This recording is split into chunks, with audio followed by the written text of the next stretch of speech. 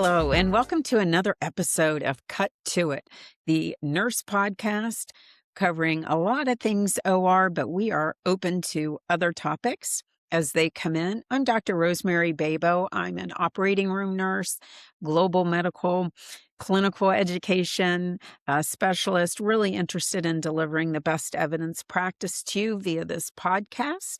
And I'm delighted to be here with my co-host.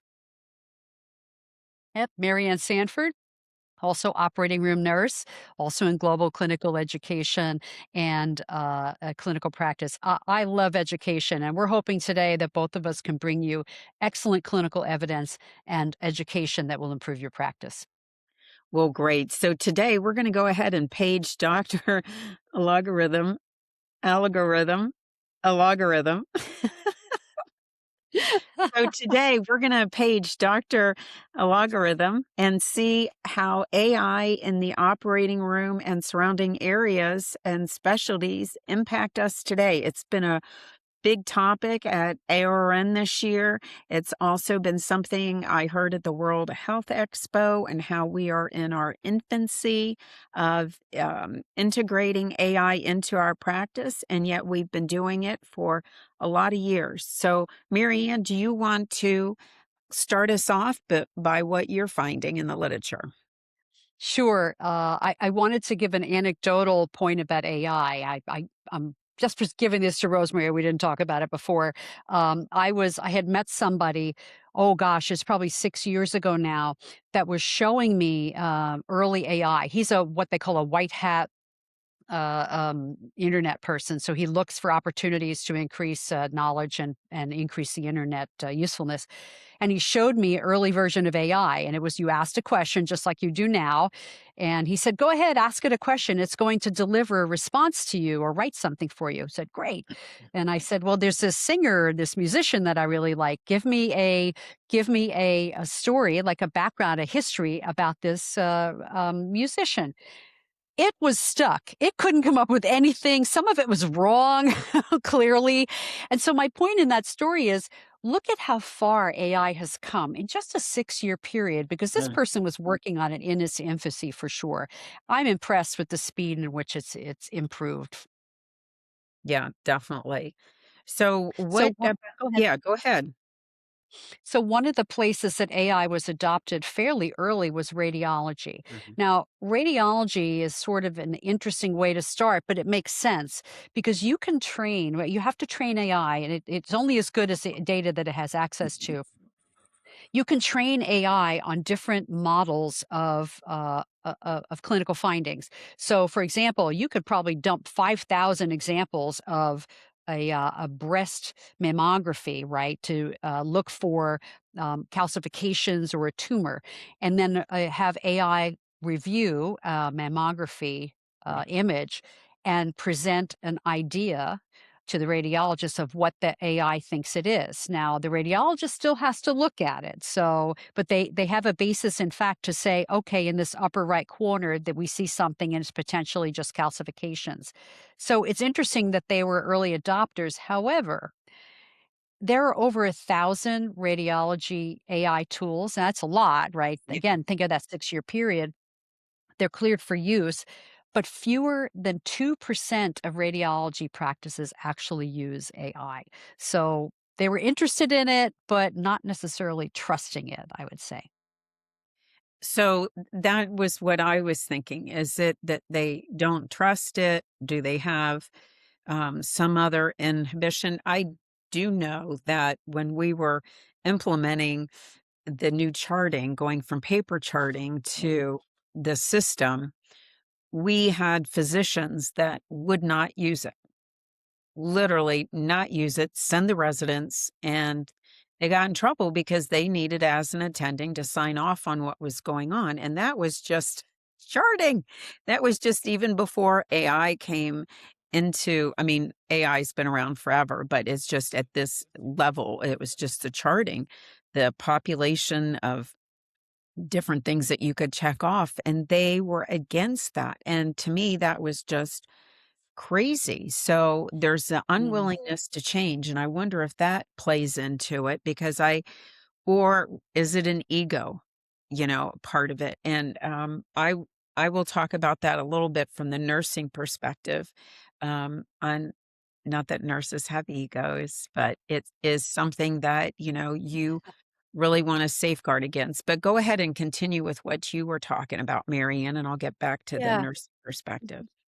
One of the other things is that when there's a failure in AI implementation in healthcare, the literature talks about the most common reason is because it may have been validated in a research capacity, but it doesn't necessarily reflect true clinical use. And so Mhm. that's something interesting to us as well. That again, you can train it as much as you want. That doesn't mean it's actually going to produce good results or accurate results. It might still give false information, as it does when you're just asking for ChatGPT a question, right? It might be a recipe and it still comes up with sort of weird things. So, very, very interesting. And when we talk about the surgeons and the information that like you want to train AI to think about, there was a good phrase I saw in one of the clinical publications that surgeons and other clinicians know more than they can tell. What does that mean? It means a surgeon or a clinician can't articulate all of the subtleties of what they're doing. Every surgical procedure is different. Every clinical situation that needs attention is different. And so there isn't a way currently to train AI models fully for surgery specifically. That's very interesting, and it brings up, something too about the nursing, and it's just that it's not that they don't particularly have, an aversion to AI, they just don't trust it completely, and as you said, it's a part of being there, it's part of feeling, it's part of understanding, it's part of the intuition and just being human that this device cannot capture. But I think a lot of it that I find to be very good is that it can capture things in the moment, because right now what we're doing is we're documenting after the fact. I mean, yes, there is some charting as it goes along, depending, if you're a circulator or whatever, um, and even past that, but they're still dictating things after the fact, and this is something that they can capture. In fact, I just had my annual physical, recently, and she asked me, can I record this? And Yeah. I thought it was great because, you're not relying necessarily on your memory of what happened, and then you add fatigue in, and that, things start to look the same after a while, and it does pick up on a lot of things. The nurse or clinician is the firewall. They have to make Mm. sure that what is in that note is correct. So people who think, and I know this is a real thing, they think, oh, my job's going to be eliminated. No, your job should be enhanced by the AI. And it is a tool, as you were saying, Marianne, on how to perform more accurately. And even if radiologists aren't jumping at using it, I heard one recently on Dr. Radio, and he's like, it's a second set of eyes. It doesn't mean that it's, something I'm going to completely sign off on, but, there's, it's a, it's a tool that we can use. Yeah, there are a couple examples of AI in the operating room that I read that I found fascinating. So there's an AI system currently in limited use that takes a video of Mm, the entire operating room. So everyone in the case, anesthesia, circulator, mm, scrub, PA, it doesn't matter, and watches the procedure, and it is evaluating for the performance of all the people in the OR and looking for ways to have improved care for the patient. So, early findings, and you may or may not think this is great, but early findings saw that there were 8 minutes, an hour wasted in the mm. operating room based on what the AI saw. So some of the things that it also saw were excessive traffic in and out of the OR, and we're always talking about that, Yes. right? Distraction which we've talked about, right? Yeah. And infection risk, which we've also talked about. So now you have Go AI back to those screening. podcasts. You haven't watched Right, them. good podcast, go find him. Yeah. And, the AI is now evaluating that and making suggestions for improvement. It's not criticizing what was done and what it saw, but it is suggesting improvements, and I'm assuming that one of them would be, we really can't have all these people coming in and out of the OR, it's really not appropriate. Um, also with staff reaching into the surgical zone, sometimes your reps, they get a little too close to the drapes, so this would see that, and you have an opportunity to educate for improvement. Um, it correlates the operative actions with patient outcomes, and this is what's so exciting, right?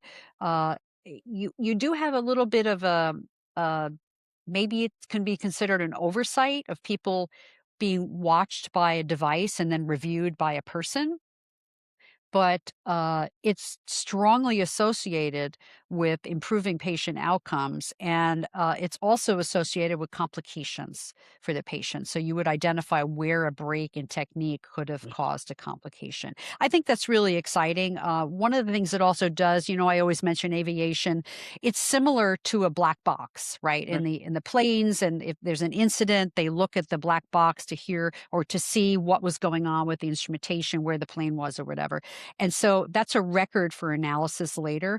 And that's really what this AI program does. It makes an analysis so that there can be a discussion, but it analyzes, it records everything for that. And yeah, is it outreach or is it improved patient outcomes? That's something that people have to weigh when they're considering these systems. Well, there were 2 physicians that, did a presentation at the World Health Expo, last fall that I thought kinda ties into this. They had AI, and it's, in essence, a black box. They visited different facilities, but yet they didn't have access to each patient's information, which they really wanted to have, that they could see Mhm. instead of having to log into the different, entities to track their patients. And it was, I thought it was a great innovation because as they go to different spots and do have to care for different patients, I want my guy coming prepared. And if he's had an opportunity or she before they get there to understand, or not understand necessarily, but get an update on my care that's gone on since they last saw me. I thought that was wonderful, and I wish them a lot of success because I really would like to see that help enhance patient care and timeliness and even for them, because I know what did they say? Nursing 20 to 30% of their time is just done with charting, and that would really help them. And I do think it helps them. My sister-in-law, they have AI that they use for the charting, and she thinks it's wonderful. And um, she's older than I am, and it didn't have that learning. I'm just saying because there is part of that too, and studies support this that depending on your age range, and we've mentioned this, I think too, mentoring can go up. It can go from younger to older as well because some of the people aren't as adept at the AI and what features are available. So I just mentioned that because she loved it. It really helped her in her day. So watching out, like you mentioned, a black box to get really the full view of what's going on, cost savings, efficiency. Wouldn't that be wonderful to really utilize it for that? And I'll say a couple more things that I think some key innovations are just intraoperatively. AI can give predictive alerts and support the decision. Not that it's always right, but either are humans. It's a science, as we know, in robotics for precision and efficiency, and using virtual reality and simulations for training and reducing errors in that way. We always are good proponents of education and wearables, continuous patient data. So, your physician or, surgeon, they will be able to know what is actually going on because you have a wearable or even 3D printing, patient and specific implants for that patient. Yeah, there was one other AI system that I stumbled across. It's an AI guided camera holder, Hmm. where normally you would have an assistant or a scrub holding the camera. This is designed to assist like a single surgical person in procedures that normally take two. So I found that to be really fascinating. It stabilizes the camera. And we all know there's some shakiness with the camera, no matter how good the person is.